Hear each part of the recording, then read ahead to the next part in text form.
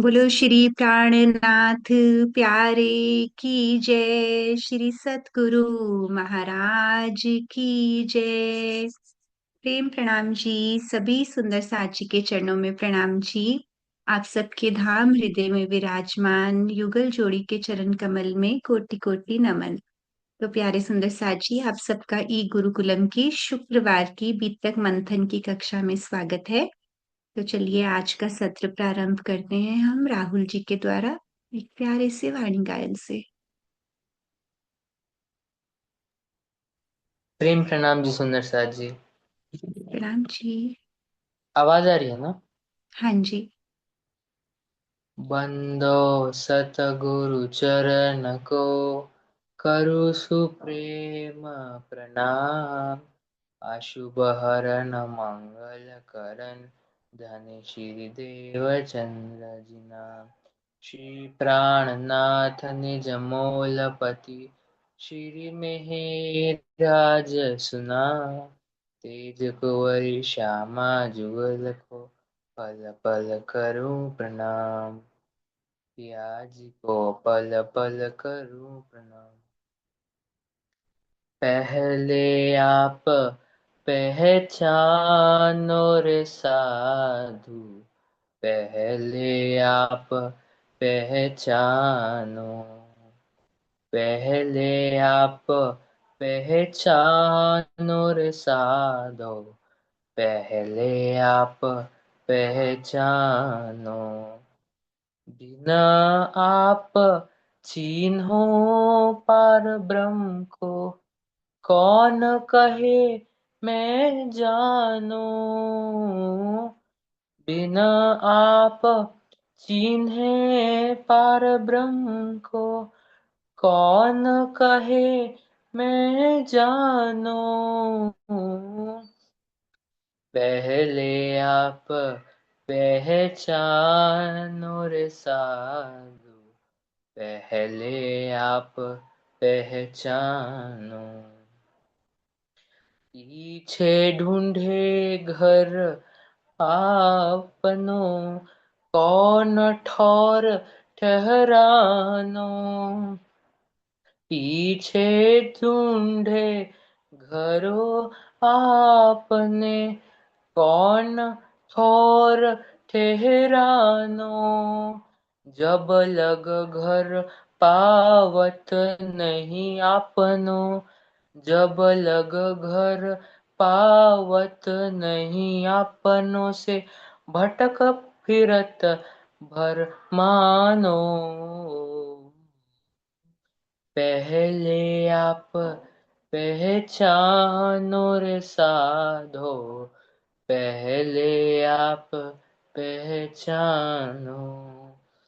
पहले आप पहचानो रे साधो, पहले आप पहचानो।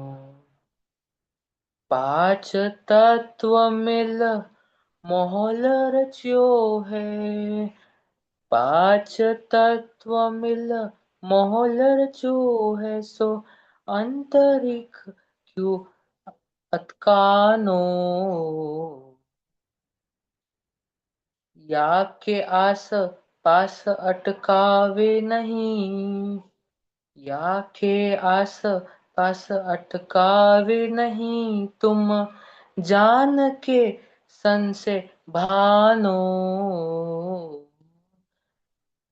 पहले आप पहचानो रे साधो, पहले आप पहचानो। पहले आप पहचानो रे साधो, पहले आप पहचानो। नींद उड़ाए जब चीन होंगे आपको, नींद उड़ाए जब चीन होंगे आपको, तब जानोगे माहौल रचानो। तब आवे आपे घर आओगे अपनो, तब आपे घर आओगे अपनों, देखोगे अलख लखानो। पहले आप पहचानो रे साधो, पहले आप पहचानो, पहले आप पहचानो रे साधो, पहले आप पहचानो। बोले जाले पर कोई ना पहचाने, बोले चाल पर कोई ना पहचाने, परख नहीं पखानो। महामती कहे माहे पार खोजोंगे, महामती कहे माहे पार खोजूं।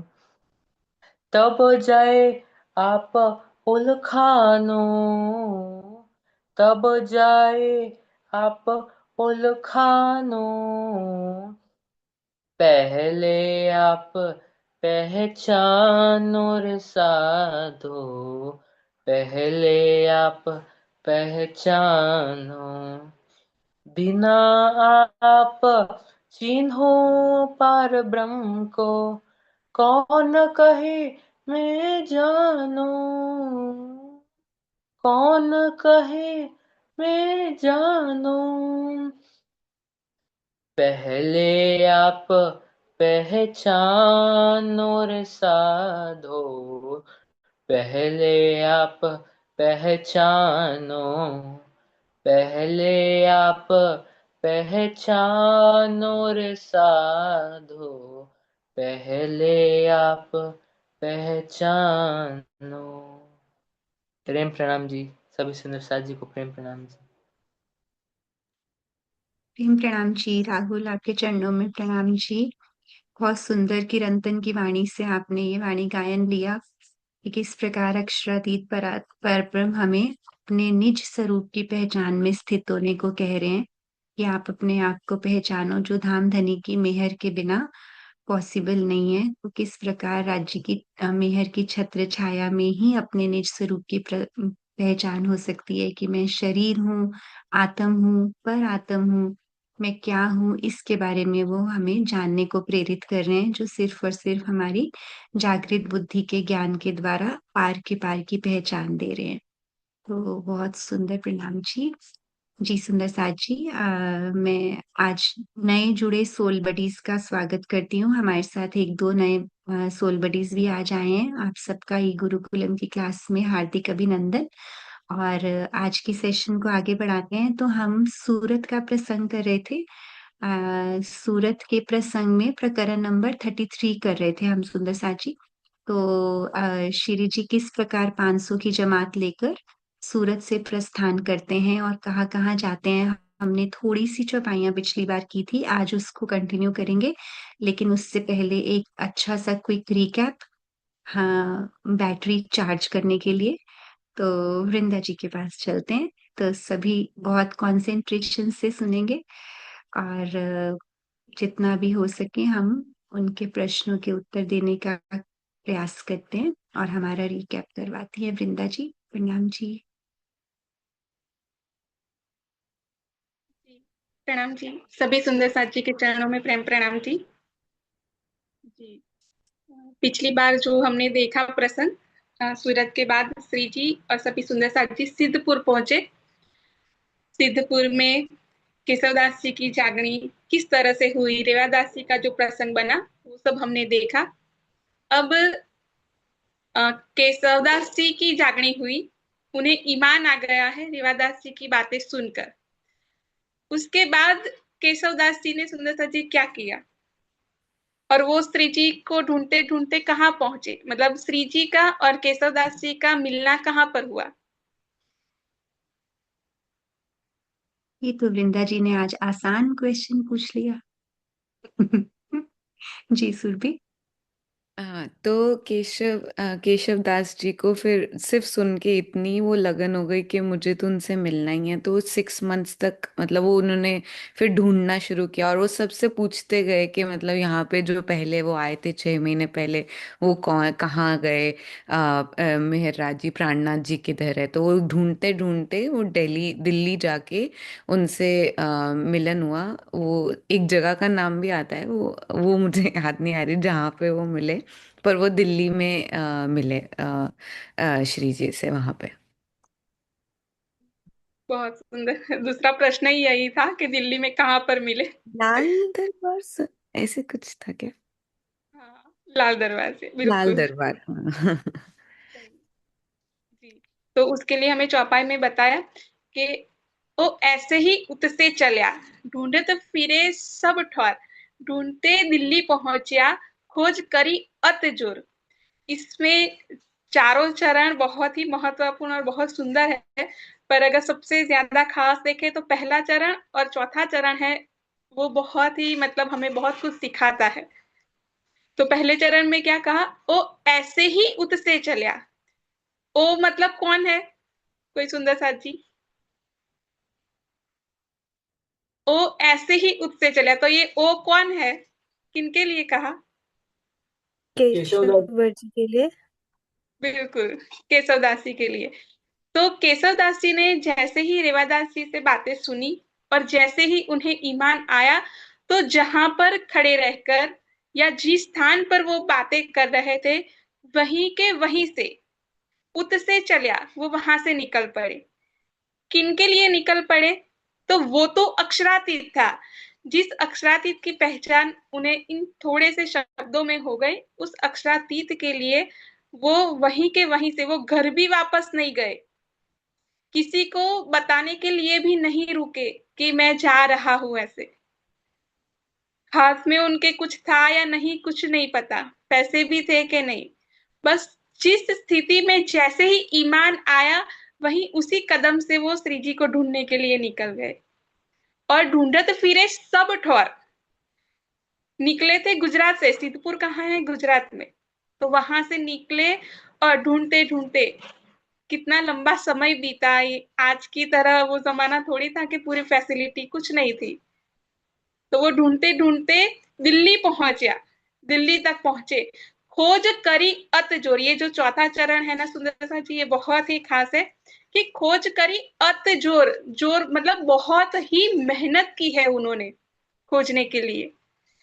ये हमें एक छोटी सी चौपाई में छोटे से शब्दों में ये बात पढ़ने में शायद बहुत सिंपल लगे कि बस ढूंढा ही तो है, पर नहीं, उन्होंने बहुत ही मेहनत की है, बहुत जोर किया है। उनके पैरों में भी न जाने कितने छाले पड़े होंगे, क्योंकि ना उन्होंने किसी को देखा है ना किसी को जानते हैं, और उनके लिए, उनको ढूंढने के लिए वो निकले हैं। उनके पास कोई तस्वीर थोड़ी थी कि मिल जाएंगे सबको पूछते पूछते दिखाते हुए। बस थोड़े से शब्द थे, उन्हीं शब्दों के माध्यम से उन्होंने श्री जी को ढूंढ लिया और कहाँ पहुंच गए? दिल्ली में। दिल्ली में रामचंद्र पंसारी जी से उनकी मुलाकात हुई और उन्होंने बताया कि श्री जी कहाँ पर है। तो लाल दरवाजे जो है वहां पर ठहरे हुए हैं। तो अति आतुर होकर, चौपाई में दूसरी आगे की चौपाई में ये शब्द आया है, अति आतुर होकर।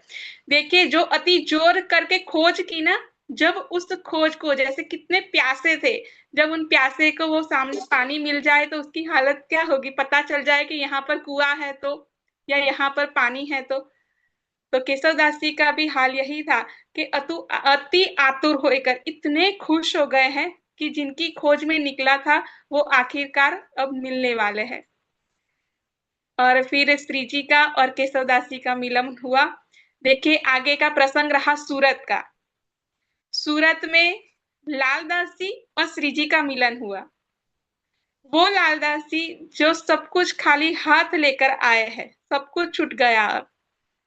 वो मिलन उनका जो सूरत में हुआ।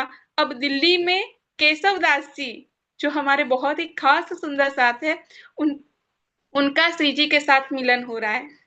और श्री जी को देखकर सामने श्री जी, इसे एक बार चितवन करके जरूर महसूस कीजिएगा कि केशवदास जी सामने हैं और सामने श्री जी है, और जब दोनों एक दूसरे को मिले होंगे तो दोनों के हाल क्या होंगे। केशवदास जी के भी अपने हाल होंगे और श्री जी के भी। श्री जी उस समय कितने खुश हुए होंगे कि जिन शब्दों को वो छोड़कर 6 महीने पहले सिद्धपुर में आए हैं ना, वो शब्द इन्हीं के लिए थे, पहचान तो इनको होने वाली थी, और वो प्यासा उनके पास अब आ गए हैं। तो कोई दिन तहां रहा, केशवदास जी फिर वहां रहते हैं और श्री जी की और ज्यादा पहचान उन्हें हो जाती है। पहचान अक्षरातीत की तो हो ही गई है, पर अब जो मैं कौन हूं, ये तो सीधी उन्हें, जैसे अभी गाया ना, पहले आप पहचानो, तो यहाँ तो मैं कौन, कहाँ से आया और कौन है मेरा भरतार, तो उन्हें तो भरतार की पहचान हो गई। पर अभी आगे की पहचान, मैं कौन वाली पहचान, अब श्री जी के साथ वो रहते हैं और होती है। उसके बाद केशवदास जी ने क्या किया सुंदर साथ जी?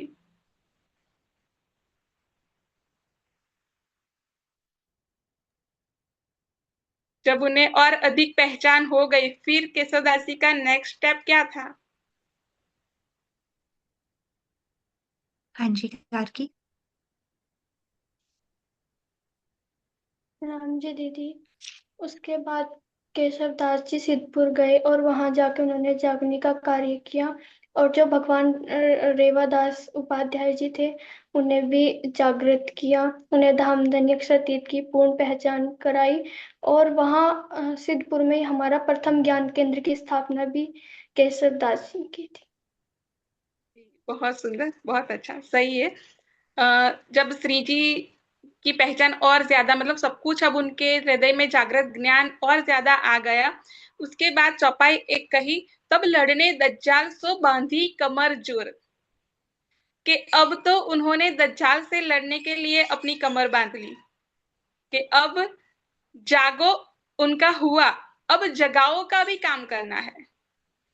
तो जागो हुआ उनका, जो जागृति अपनी हुई, उसके बाद वो अब जगाओ के लिए भी कमर कस ली है, तैयार हो गए, और उन्हें पता है कि ये बहुत कोई आसान रास्ता नहीं है, दज्जाल हर कदम पर सामने मिलेंगे। तो उसके लिए उन्होंने कमर बांध ली, कस ली है कि अब जो भी हो धनी आपके चरणों में ही ये समर्पण कर दिया है पूरा जीवन, और आप ही की बातें संसार में फैलानी है। तो अब जो फिर आए सिद्धपुर में, फिर वो सिद्धपुर आ गए, किया साथ काढ़ने का शोर। पहली चौपाई में है, उन्होंने कमर बांधने का जोर किया, उसके बाद वो जोर जब हुआ ना, तब साथ काढ़ने का शोर शुरू हो गया, कि अब तो सिद्धपुर में श्री जी 22 दिन रह कर गए, पर किसी ने उनकी पहचान नहीं की। लेकिन अब सिद्धपुर में ये माहौल होगा कि हर किसी को श्री जी की पहचान हो जाए, अक्षरातीत की पहचान हो जाए। और उसके लिए उन्होंने सबसे पहले जिस रेवादास जी के पास से वो निकले थे ना, उन्हीं रेवादास जी के पास सबसे पहले आए,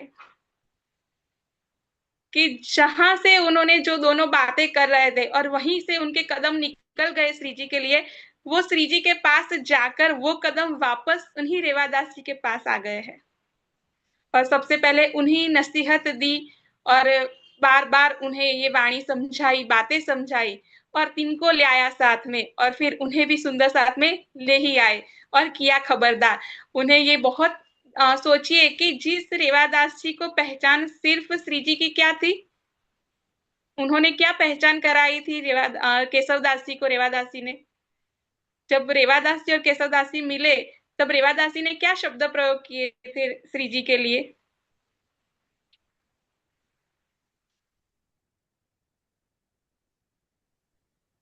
रेवादास जी ने शायद बोला था कि वे एक महात्मा यहाँ पर आए थे, ऐसा।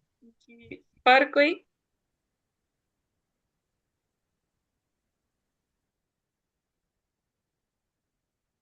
सिर्फ बाह्य पहचान की, तो उन्होंने क्या कहा कि एक क्षत्रिय यहाँ से गुजरे थे।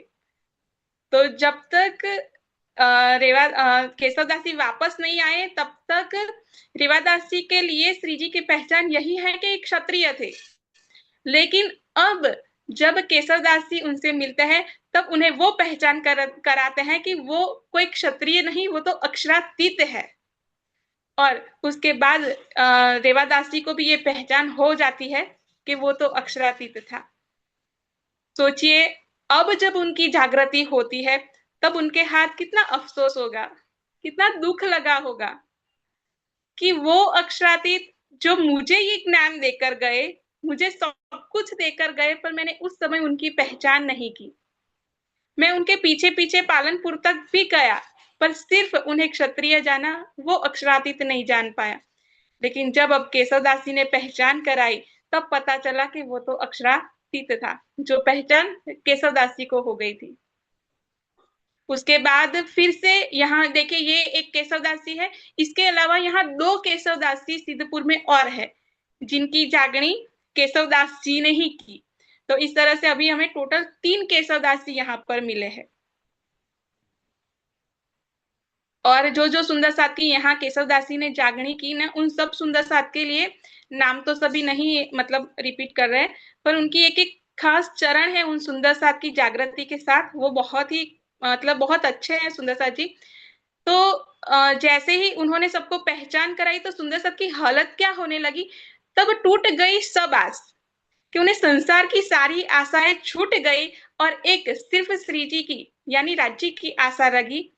और कई सुंदर साथ ऐसे जागृत हुए कि ए भी घर को छोड़ के गए श्री राज के पास, कि उन्होंने सब कुछ छोड़ दिया और श्री राज के पास यानी कि दिल्ली चले गए, कि अब हमें हमारा पूर्ण समर्पण उन्हीं पर है, अब यहाँ कोई काम नहीं है।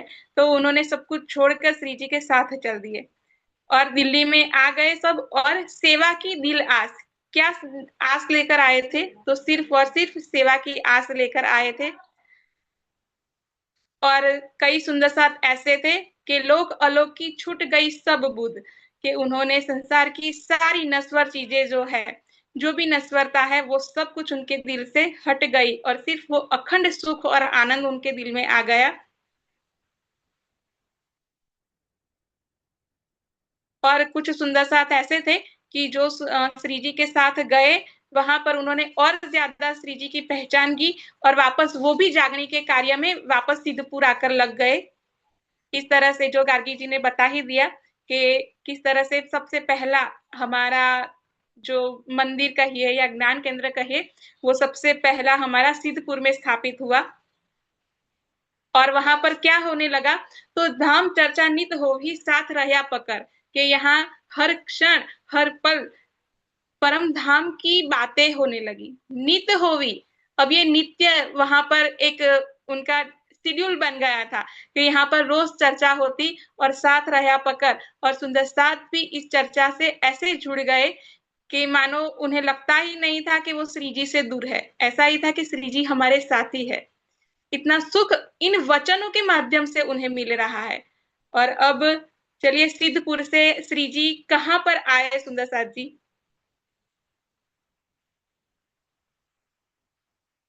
बीच में तो दिल्ली की बात आ गई, लेकिन दिल्ली जाने से पहले वो कहाँ पर आए। अभी श्री जी मेड़ते गए ना, है ना? जी जी। बिल्कुल। तो अब श्री जी और सभी सुंदर साथ जी मेड़ता आ पहुंचे हैं। मेड़ता के बहुत ही खास प्रसंग है, क्योंकि ये एक बहुत ही गहरी कड़ी है मेड़ता के प्रसंग की, जो आगे और पीछे वाली सब बातों को जोड़कर रखने वाली है। तो मेड़ता के इस प्रसंग को सुंदर साथ जी बहुत ही गहराई से समझ कर दिल में ग्रहण कीजिएगा। जी सभी सुंदर साथ जी के चरणों में प्रेम प्रणाम जी। प्रणाम जी वृंदा जी, प्रणाम जी। जी सुंदर साथ जी, बहुत अच्छे से रिकैप हो गया। तो बस हमेशा से ये याद रखना है कि जो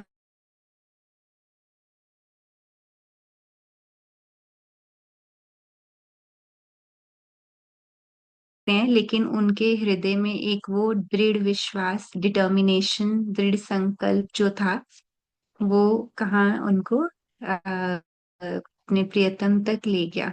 वो रास्ता मिल ही गया, है ना? बहुत अच्छे से आपने एक्सप्लेन कर दिया। जी सुंदर साथ जी, स्क्रीन शेयर करती हूँ मैं। सुरभि जी की सेवा है, तो सुरभि आप चौपाई नंबर 41 से फिर से ले लीजिए, एक बार पिछली चौपाई का रिकैप हो जाएगा। जस्ट 1 सेकेंड सुंदर साथ जी।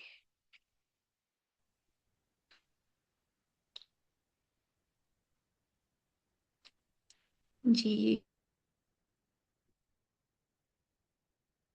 सुंदर थी कि नागजी भाई ने इतने प्रेम से सेवा करते थे और अपने पूरे कुटुंब की आस छोड़कर, परिवार को छोड़कर अपना तन मन धन सब श्री जी के चरणों में न्यौछावर कर दिया।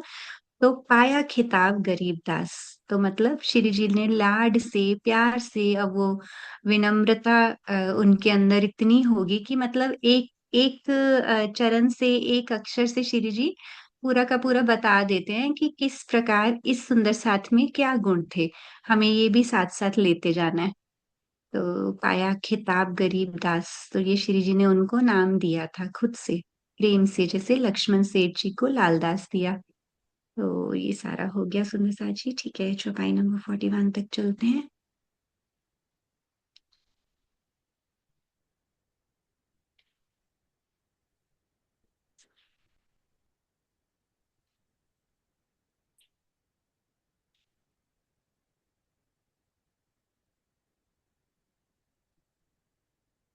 हाँ जी। प्रणाम जी। प्रणाम अ, जी।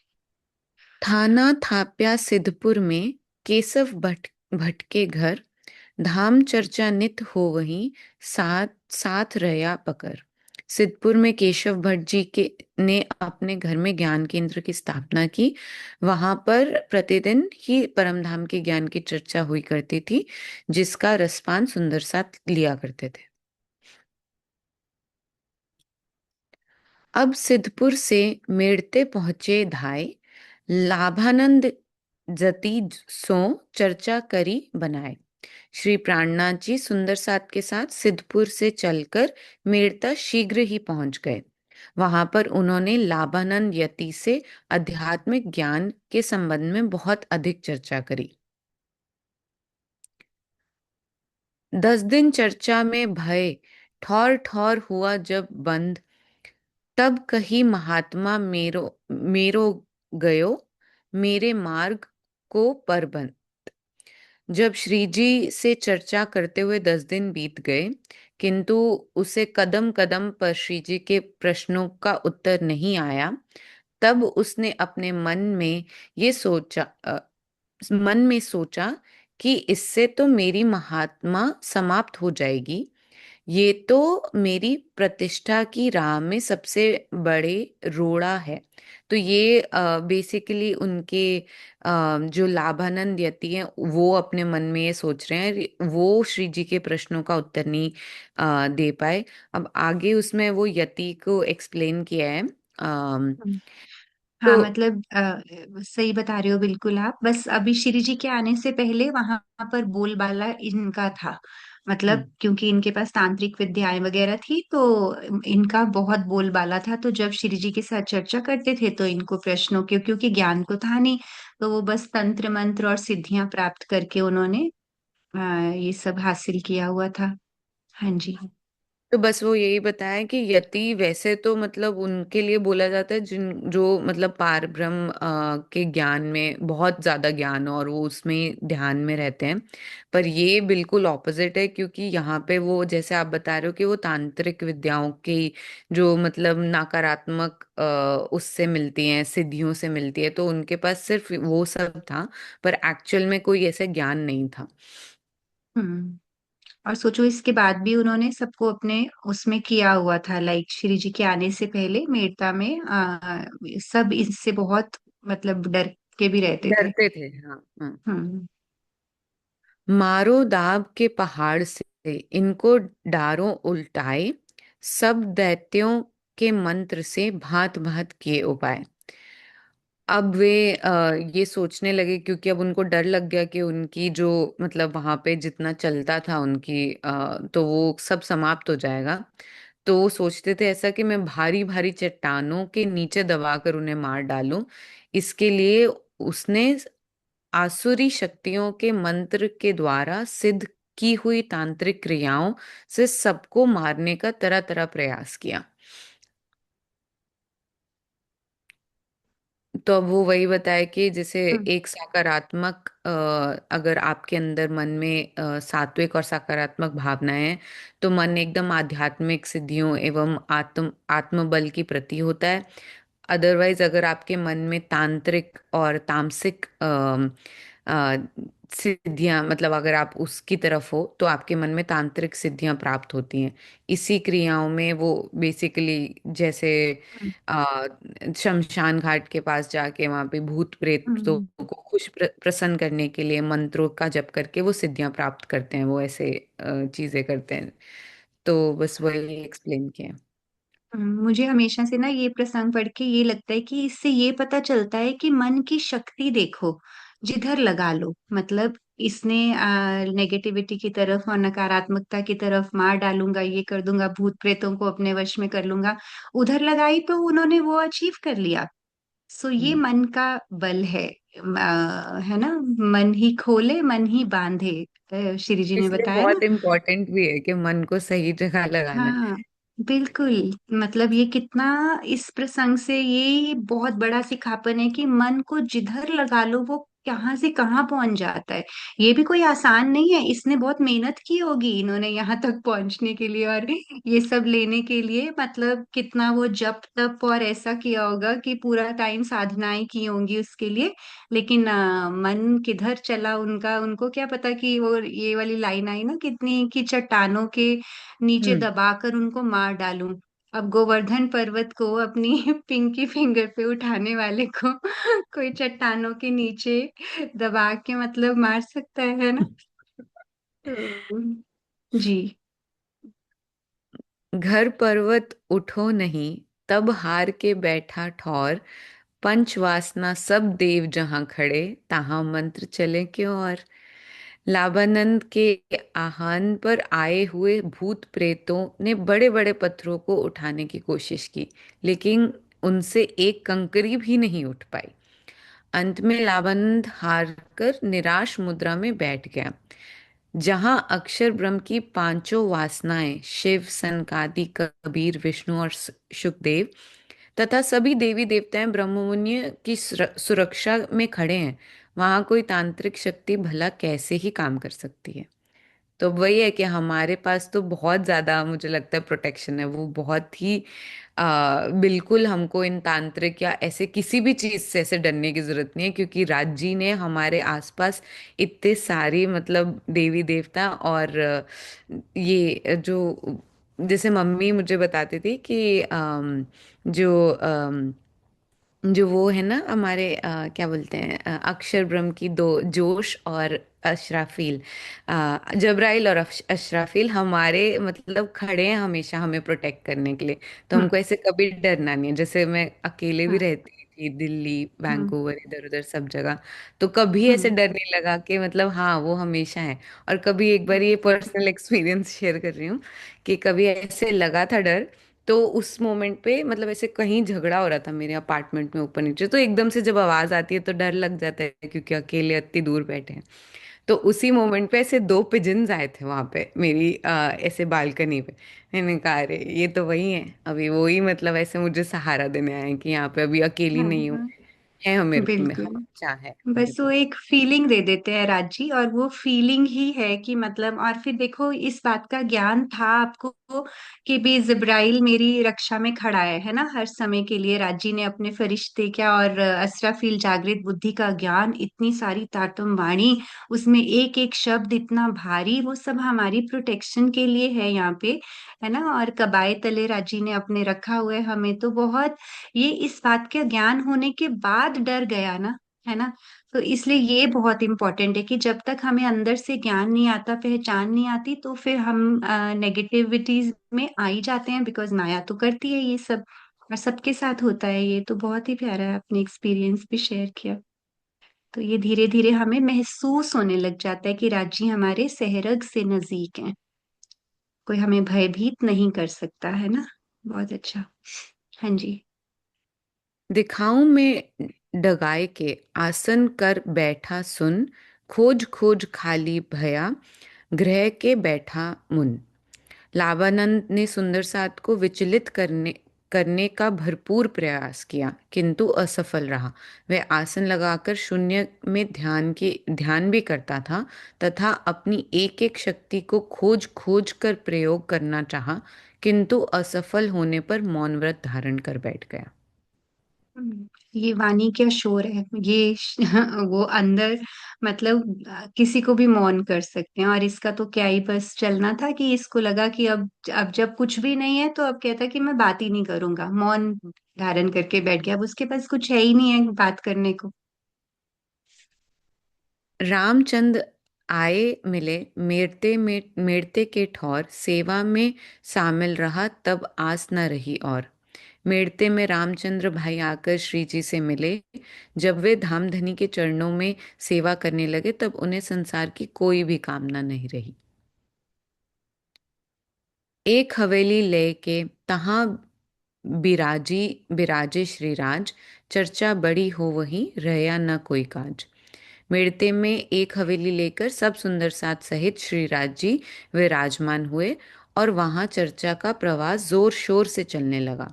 इसके अतिरिक्त और कोई काम ही नहीं था।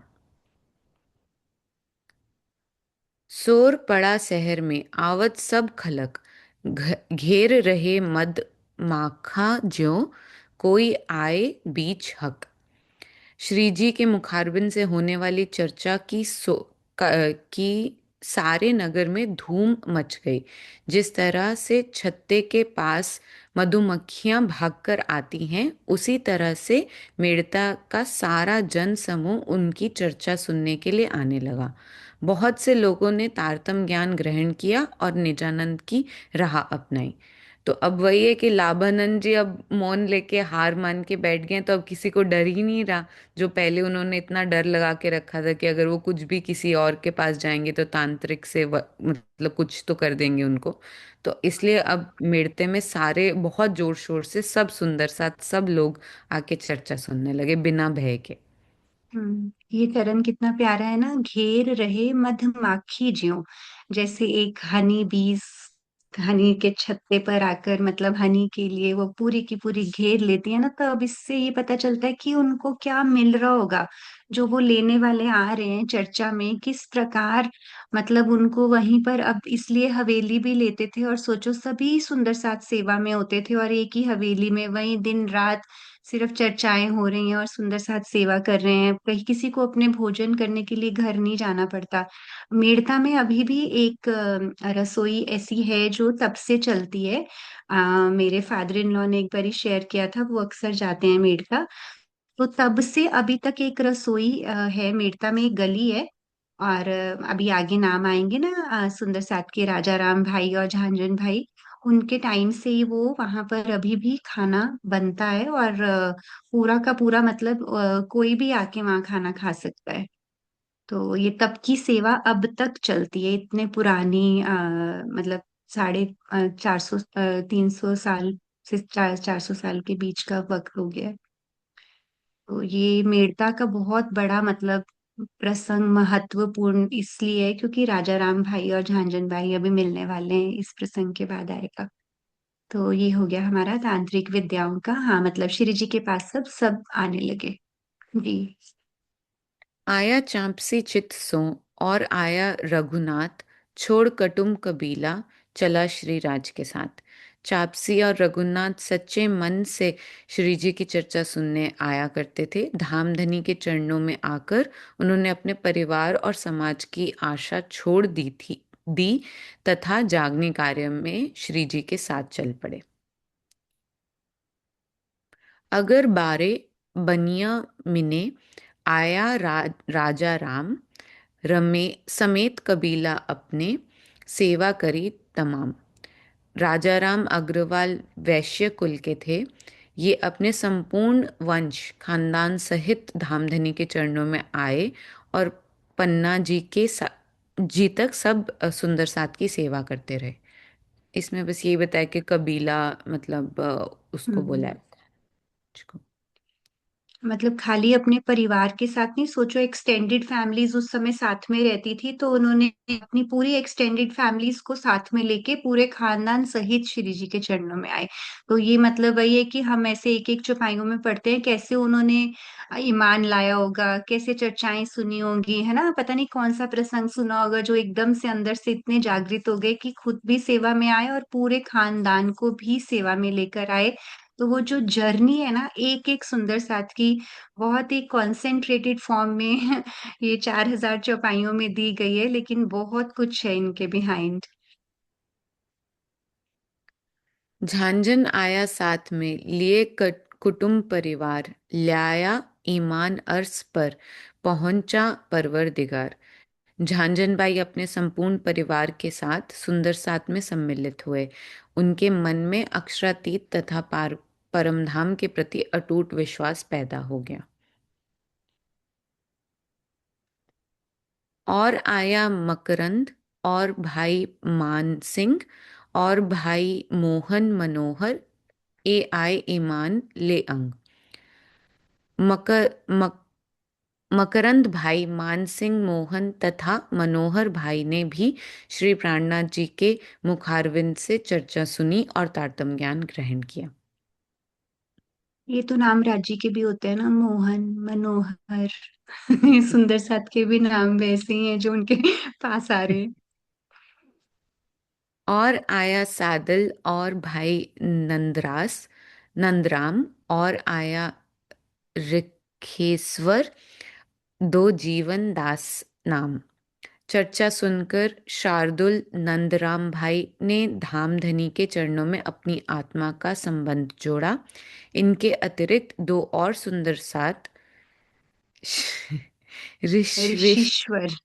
ऋषीश्वर और जीवनदास ने तारतम ज्ञान ग्रहण कर अपने को धन्य धन्य माना। हम हिंदी की तो पीएचडी हो जाएंगे वाणी पढ़ते पढ़ते। और आई स्वरूप दे, एक बाई लक्ष्मी, और आई रंभाबाई, इनो पाई कायमी। दो बहनों लक्ष्मीबाई और रंबा भाई ने भी श्री प्राणनाथ जी की अलौकिक चर्चा का रसपान किया और धामधनी से अपनी आत्मा का संबंध जोड़कर अखंड सुख प्राप्त किया। जादी और कुसली और बाई चांद तथा मौज, ए आई इस्लाम में करके बड़ी खोज। जादी कुसली चांदबाई मौजबाई ने आध्यात्मिक क्षेत्र में बहुत खोज की थी। श्री जी के मुखारविंद से परमधाम की चर्चा सुनकर इन्होंने तारतम ज्ञान ग्रहण किया और निजानंद का मार्ग अपनाया। भागबाई और तेजबाई, अनूपो राधा नाम, बेनबाई मुरलीधर, ये दाखिल निज धाम। भागबाई, तेजबाई, अनूपो राधा, बेनबाई और मुरलीधर ने भी तारतम ज्ञान ग्रहण कर परमधाम की अलौकिक राह अपनाई। ए आवत चर्चा को बानी सुनत श्रवण, खुशाल होवे मन में, सिफत सुने सुने मोमिन। उपरोक्त सभी सुंदर साथ चर्चा सुनने के लिए पूर्ण निष्ठा के साथ आया करते थे और श्री जी वाणी चर्चा में जब ब्रह्ममुनियों की महिमा सुनते थे तो वे अपने मन में बहुत आनंदित होते थे। तो अब ये मतलब सब उनको ऐसे। चर्चा, हाँ हाँ। जी।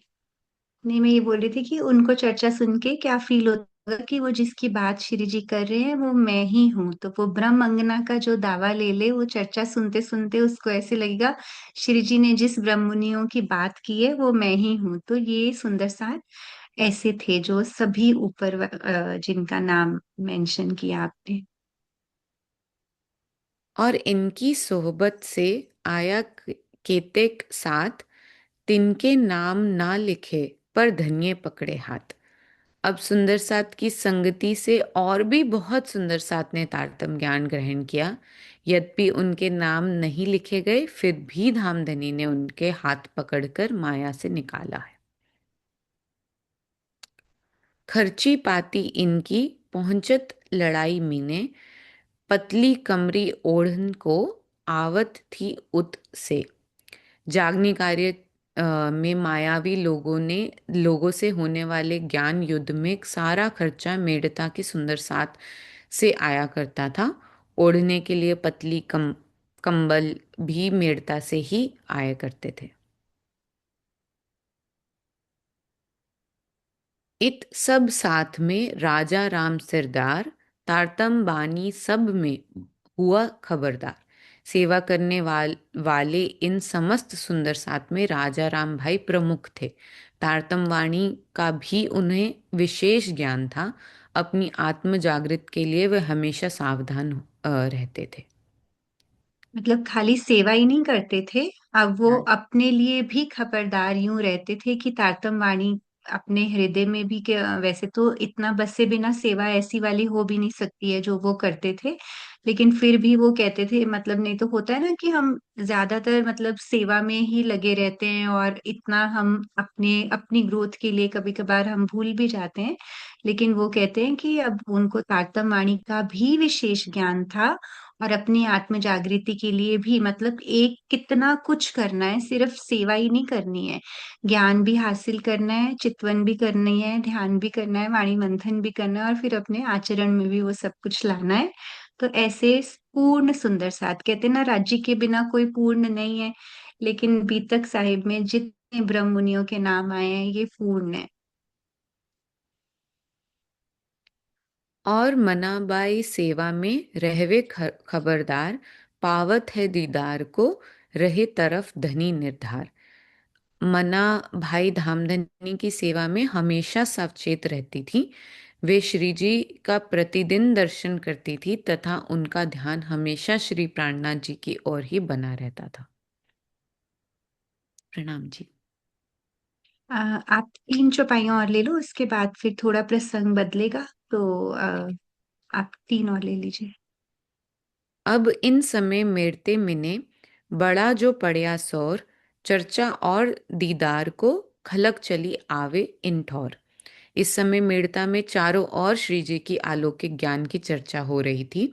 श्री जी के मुखारविंद से चर्चा सुनने के लिए और उनके दर्शन करने के लिए संपूर्ण मेड़ता के लोग उमड़े हुए चले आते थे। सुख बड़ो सब साथ को, इत उपजत है नित, एक मजल जो इन समय होसी बखत क्यामत। मेड़ता में होने वाली नियमित चर्चा एवं चितवनी के कार्यक्रम से सुंदर साथ को बहुत अधिक आनंद होता था।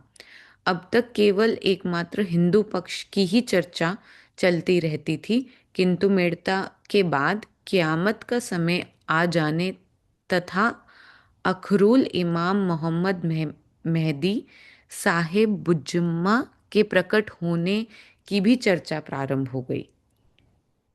आपने ये राज्य का एक और नाम लिया है आज। मोहम्मद मेहदी साहिब। अखरुल इमाम मोहम्मद मेहदी साहिब जुम्मा। ये आगे आगे क्लियर होगा, अभी जब हम कतेब पक्ष पढ़ेंगे ना, हम हिंदू पक्ष और कतेब पक्ष दो पक्ष की वाणी है ना, वेद और कतेब इसी का ये एकीकरण किया है ना हमारी तारतम वाणी ने। तो अब हिंदू पक्ष के साथ साथ अब आगे आगे हम कुरान का पक्ष भी पढ़ेंगे। ये बस एक बातें ही लास्ट। ये बातें बहुत हैं। कहा लो कहा लो कहूँ बनाए, जो इत लीला में हाजर, ए अनुभव है ताए। मेड़ता में होने वाली जागनी लीला की बातें तो बहुत हैं, उसका मैं कहाँ तक वर्णन करूं। जो उस जागनी लीला में वहां उपस्थित थे, एकमात्र उन्हें ही उसके सुख का अनुभव हो सकता है। ना ये वाली चौपाई पढ़ के ऐसा लगता है ना, हम क्यों नहीं थे उस समय में, लेकिन हम थे उस समय में। हो सकता है हमने श्री जी की पहचान नहीं की और आज हम उस लीला में कैसे हाजिर हो सकते हैं, इन सब को अपने हृदय में बसा के और इनके बारे में ऐसा सोच के कि ऐसा क्या किया इन्होंने जो श्री जी के इतने लाडले हो गए, है ना। तो लालदास जी कहते हैं कि बहुत सारी बातें हैं जिन्होंने ये अनुभव किया है इस सुख का, मैं उनके बारे में और कहाँ तक बताऊं। तो अभी यहाँ तक अभी आज जो जो हुआ उसमें लक्ष्य बताएंगे थोड़ा सा कि क्या समझ में आया, आज क्या किया। प्रणाम जी दीदी। अभी जो लास्ट वाली चौपाई थी, आपने ये सेवा मेरे को दे रखी थी, तो मैंने इसको जब रीड करा था तो पहली बार मन में ऐसा ख्याल आया था कि वो चौपाई ऐसी थी, मतलब कि जो उस लीला में नहीं थे, जागनी लीला में नहीं थे, मतलब वो उसका जो सुख था, मतलब जो उस जागनी लीला में थे, वो उस सुख का मैं क्या वर्णन करूं। तो मेरे को ऐसा लगता है कि हम अभी रिग्रेट करते हैं कि हम उस टाइम नहीं थे, लेकिन शायद हम आगे और रिग्रेट ना करें। इसलिए अभी जो जागनी यात्रा चल रही है, हम उसका भाग बन जाए तो कैसा होगा, क्योंकि अब फिर आगे और रिग्रेट नहीं करना है ना हमें वो। अब भी जागनी यात्रा पढ़ते ही, मतलब ये जागनी यात्रा जिसमें लिखा हुआ था उसका वो पढ़ते मेरे को एकदम ये थॉट आया था। और तो बहुत अच्छा।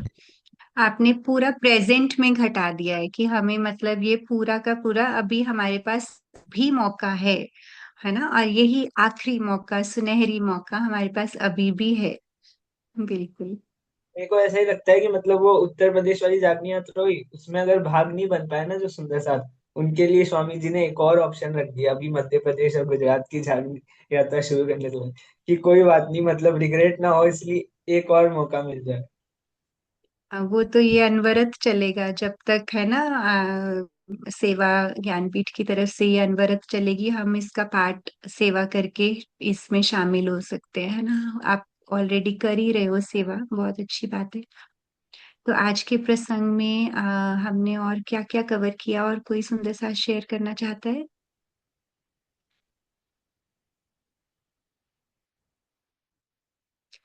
हाँ जी, गार्की।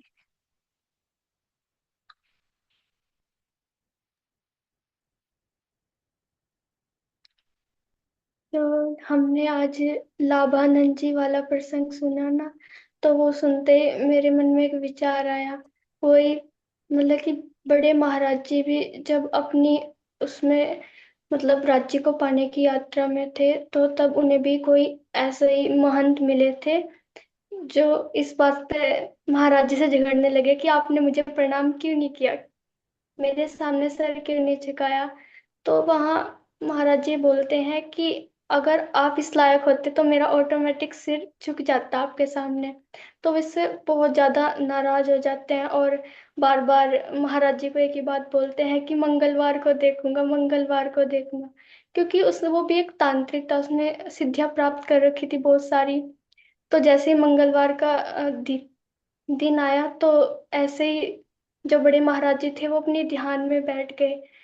तो जब वो ध्यान में बैठे तो उन्हें कुछ भी नहीं हुआ, और जो तांत्रिक महाराज जी को मारने के लिए अपने भूत प्रेत शक्तियों का यूज कर रहा था, उल्टा उसी की मतलब कि उसी की मृत्यु हो जाती है उन अपनी ही शक्तियों से। तो जैसे कि भावार्थ हम्म, में स्वामी जी ने भी बहुत अच्छे से एक्सप्लेन किया था कि जिसके साथ सच्चिदानंद पारब्रह्म स्वयं हो, उसे भला कोई क्या ही कर सकता है। बिल्कुल। बहुत अच्छा। और एक और प्रसंग आता है ना महाराज जी की जीवनी में, वो जो एक गुड़ की कढ़ाई में खोलते हुए गुड़ की कढ़ाई में बैठ जाता है, उसके साथ उससे भी कितनी मुश्किल महाराज जी ने पीछा छुड़ाया था, लेकिन वो फिर उनको मिल गया था। मतलब बहुत सारे ऐसे और मतलब सोचो, बॉइलिंग गुड़ बॉईल हो रहा है और उसके बीच में बैठ गया था कढ़ाई के, क्योंकि उसको मीठा खाने का मन हो रहा था। तो ऐसे बहुत सारे प्रसंग आते हैं उनकी जीवनी में। पर हाँ, आपने भी बहुत अच्छे से याद दिलाया। तो हमने आज अब हमने मेड़ता का प्रसंग में लाभानंद यति तांत्रिक विद्याओं और ब्रह्मांगनाओं को ये छू भी नहीं सकती हैं, ये सब समझा।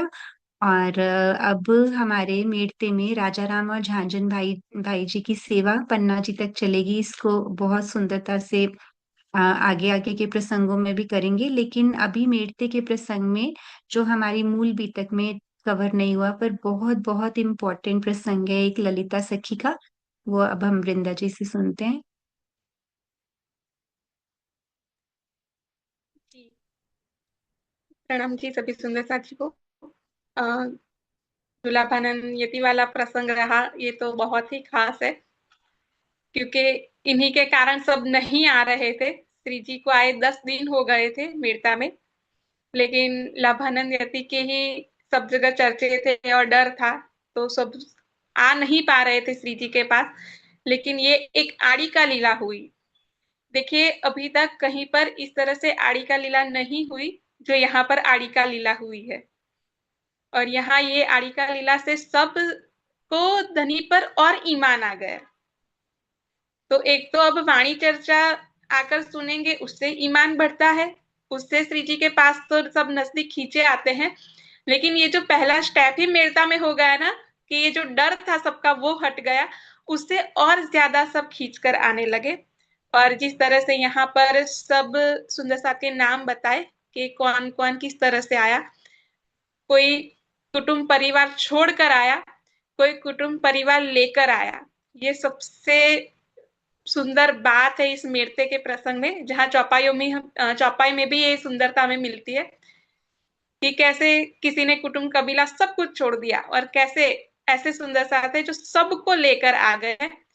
तो जो राजा राम भाई और झांझन भाई है, बहुत जब मैं छोटी थी तब कई सुंदर साथ को, मतलब जैसे जैसे सबकी जागृति बढ़ती है सब समझ में आता है सबको, लेकिन पहले कई सुंदर साथ ऐसे थे कि जिन्हें यही नहीं पता था कि राजा राम और झांझन भाई दो अलग अलग है। कई लोगों को इनका नाम ऐसे साथ में लिया जाता है ना, सबको ये लगता है जैसे ये दोनों एक ही है, लेकिन राजा राम भाई जी है और झांझन भाई जी है, ये दोनों बहुत ही मतलब क्लोज फ्रेंड है। साथ में उनका कारोबार और सब चलता है। तो ऐसे ये दोनों सुंदर साथ है। और जब ये संसारिक दृष्टि से जो है बनिया है, अग्रवाल बनिया जिसे कहते हैं, वैश्य कुल के होते हैं, तो ये उससे जुड़े हुए हैं। तो इनका कारोबार, इनका काम बहुत ही फैला हुआ था। तो ये सभी सुंदर साथ, मतलब इनकी जैसे ही जागृति हुई ना, तो उस जागृति के साथ वो सबको लेकर आए, समेत कबीला अपने सेवा करी तमाम, कि उन्होंने हर प्रकार से सेवा की है श्री जी की और आए हुए सभी सुंदर साथ की।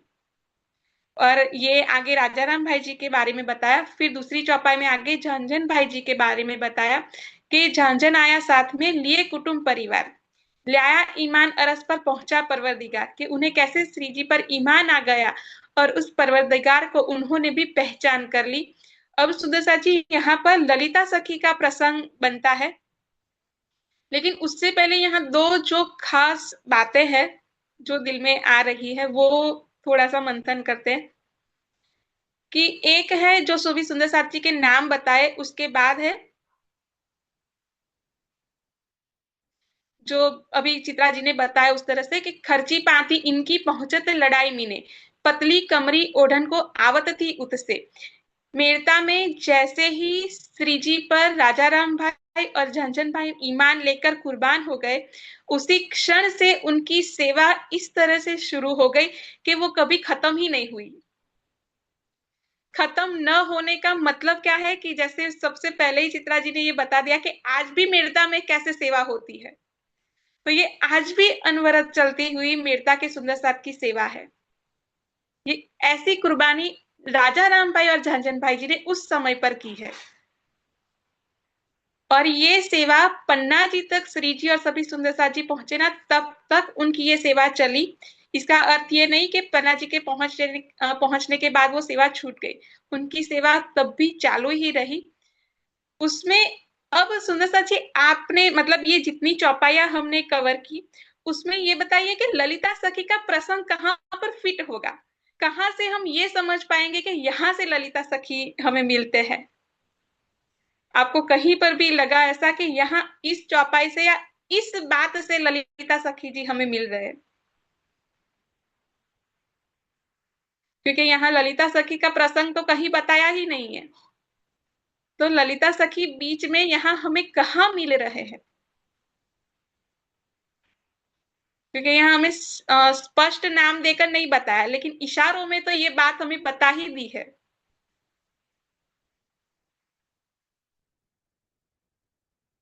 अगर बड़े सुंदर साथ जी भी, मतलब किसी का ध्यान हो इस पर, तो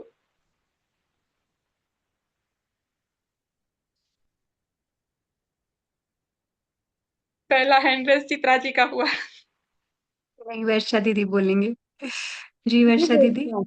दीदी एक ही बोलिए आप। बात है, एक ही बात है दीदी, बोलो बोलो। दीदी जब उसमें आया ना कि राजा राम जी आए अपने पूरे कबीले के सहित, तो कबीले में उनकी पुत्री भी तो आई। जी, वो तो है। हेमा जी भी लिख रहे हैं कुछ, हवेली में सब, हवेली। हेमा जी आप बोलोगे? अनम्यूट करो।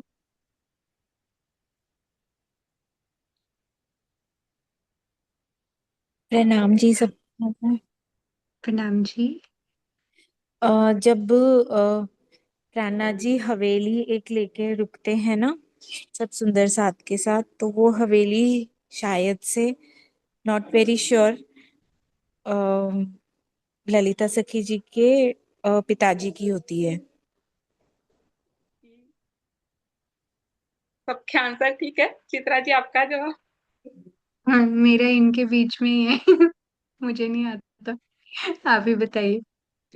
जो 61 नंबर की चौपाई बताई, आगे बता दिया कि ये सब सुंदर साथ घर परिवार लेकर आए, कुटुंब कबीला, लेकिन जो 61 नंबर की चौपाई है उसमें एक बहुत ही खास बात बताई कि इत सब साथ में राजा राम सिरदार। सुंदर साथ बहुत सारे आए हैं, आगे भी आते जाएंगे, कोई भी किसी से कम नहीं है, सब एक से बढ़कर एक है। और राजा राम भाई और झंझन भाई को तो हम कभी अलग ही नहीं कर सकते। फिर भी यहाँ पर चौपाई में ये चरण में कहा कि राजा राम सिरदार। क्यों राजा राम भाई जी को सिरदार कहा? ऐसी क्या बात है राजा राम भाई जी की कि वो सिरदार है? यहाँ चौपाई में हमें कहा कि राजा राम सिरदार। इत सब साथ में, सब साथ यानी मेड़ता में जितने सुंदर साथ आए हैं, जो छोड़कर आए, जो बिना छोड़कर आए, वो सभी सुंदर साथ में राजा राम सिरदार के राजा राम भाई सिरदार है। और कहा तारतम बानी सब में हुआ खबरदार। वो ऐसे खबरदार हुए तारतम वाणी के ज्ञान को पाकर कि सिर्फ वो अकेले यहाँ खबरदार नहीं हुए, उनकी जागृति दो तरीके से है कि जैसे आगे कहा ना कि कुटुंब परिवार लेकर आए, तो एक तो धनी के माध्यम से जो जो सुन रहे हैं, समझ रहे हैं, उस तरीके से तो वो सेवा में लगे हैं और उनकी जागृति बढ़ रही है।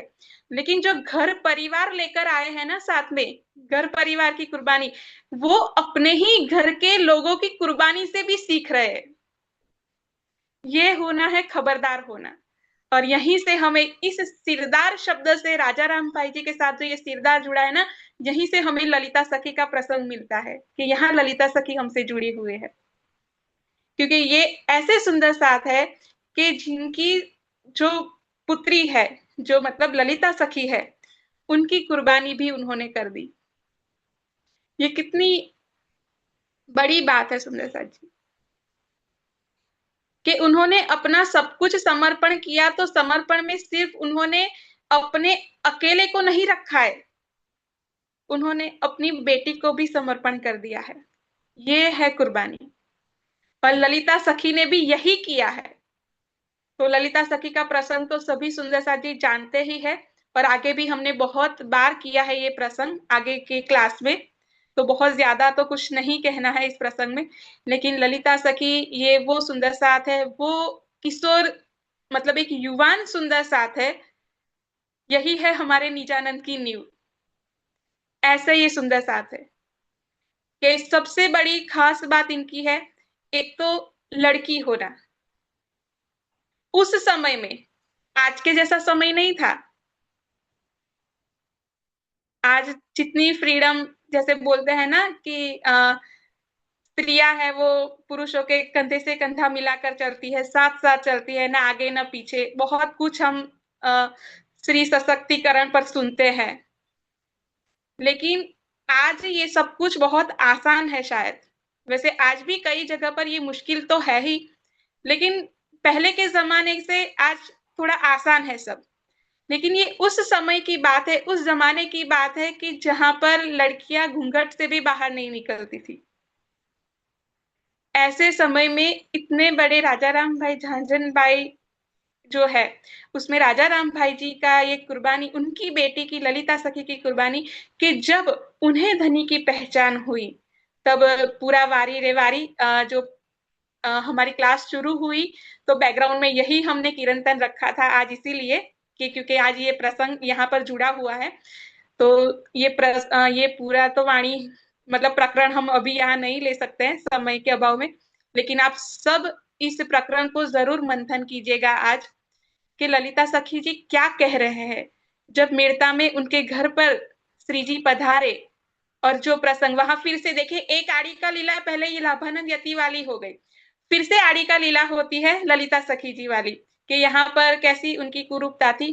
कुरूपता सिर्फ बाह्य रूप से न देखे, अंदर की भी जो मलिनता थी वो सब कुछ श्री जी ने बाह्य जल और आंतरिक जल, दोनों जल से उनकी सारी कुरूपता हटा दी।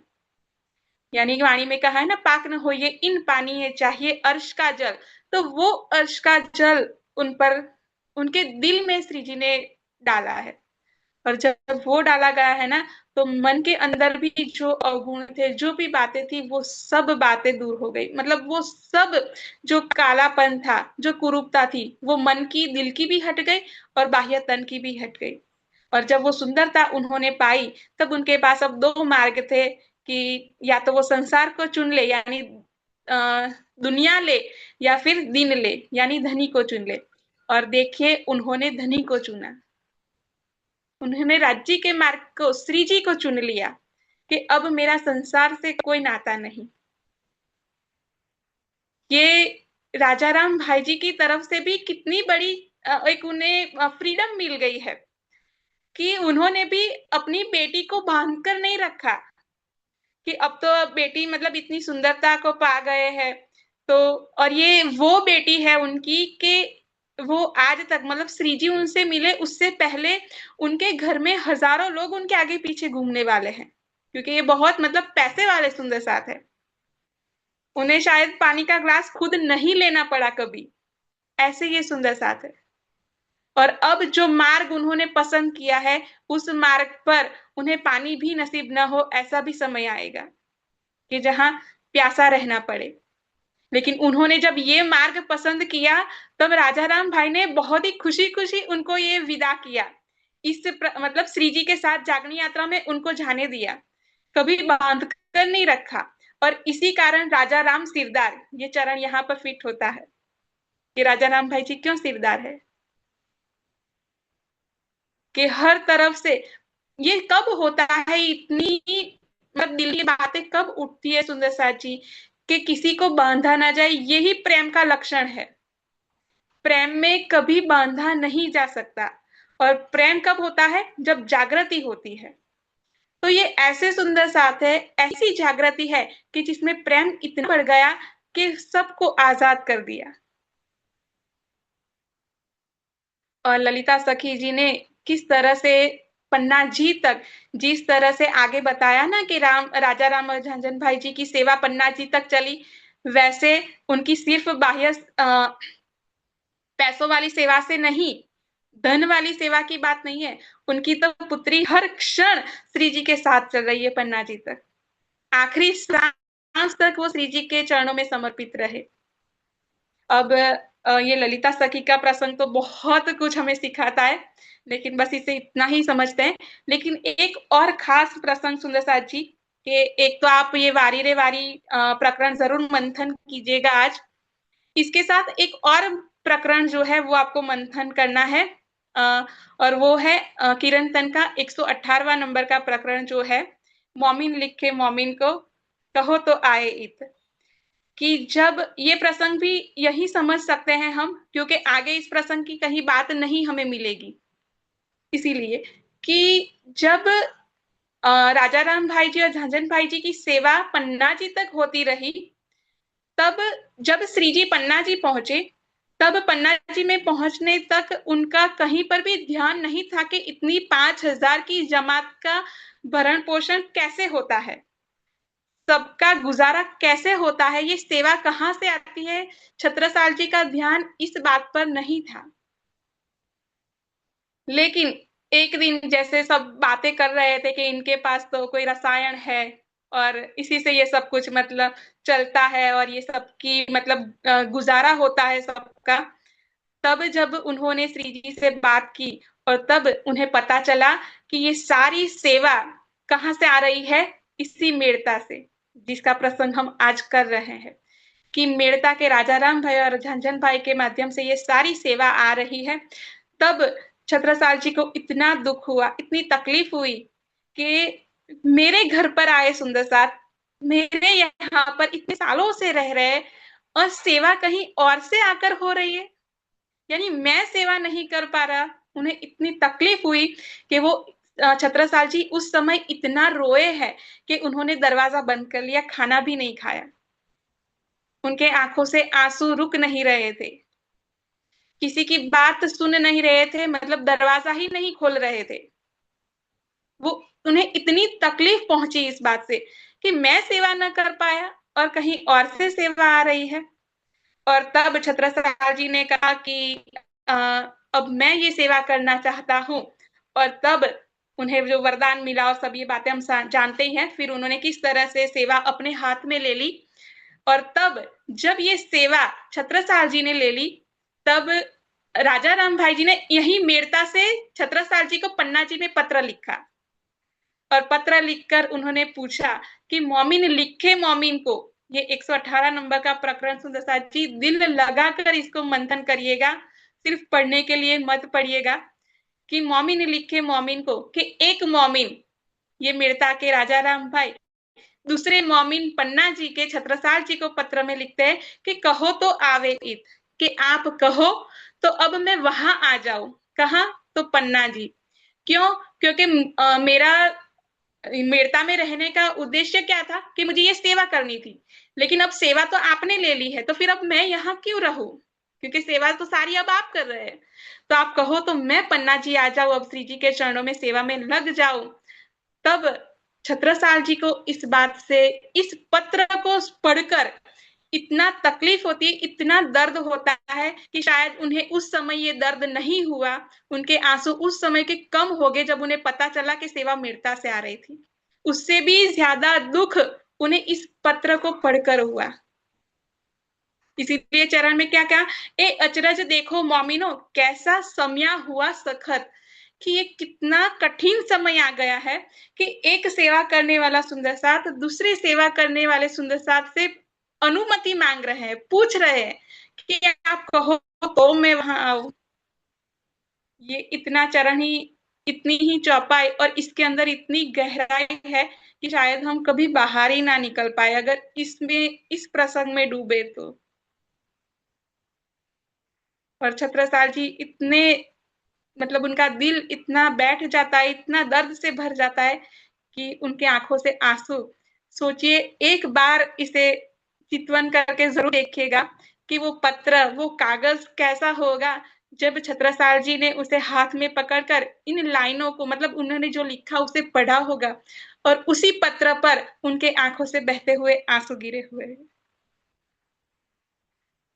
और उस समय ये इतना सखत समय लगा कि एक मोमिन को कभी ये पूछना नहीं चाहिए कि आप कहो तो मैं आऊं, और वो भी उस जमीन पर कि जब अब वो मेरी रही ही नहीं, क्योंकि छत्रसाल जी ने तो ऑलरेडी सब कुछ कुर्बान कर दिया धनी पर, तो आप मेरी अनुमति क्यों मांग रहे हैं।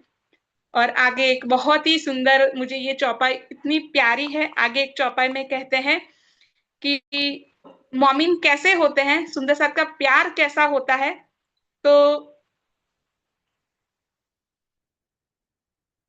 कहते हैं कि ज्यों दूध मिश्री मिल जाए, कि वो एक ऐसे हो जाते हैं कि जैसे दूध के अंदर मिश्री मिल जाती है तो दोनों को अलग नहीं किया जा सकता, वो दोनों एक हो जाते हैं।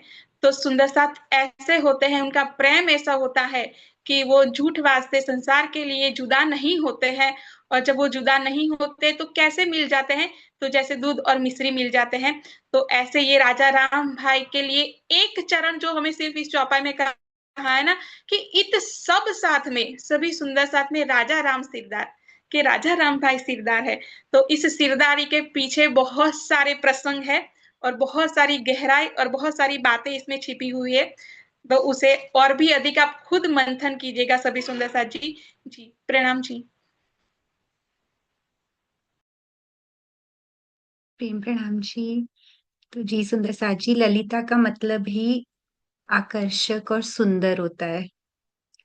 तो जो अंदर से सुंदर, बाहर से सुंदर, श्री जी का संग, सेवा, समर्पण, वो ही ललिता है। तो हमें भी ललिता बनना है, तो हमें हर तरह से सुंदर होना होगा।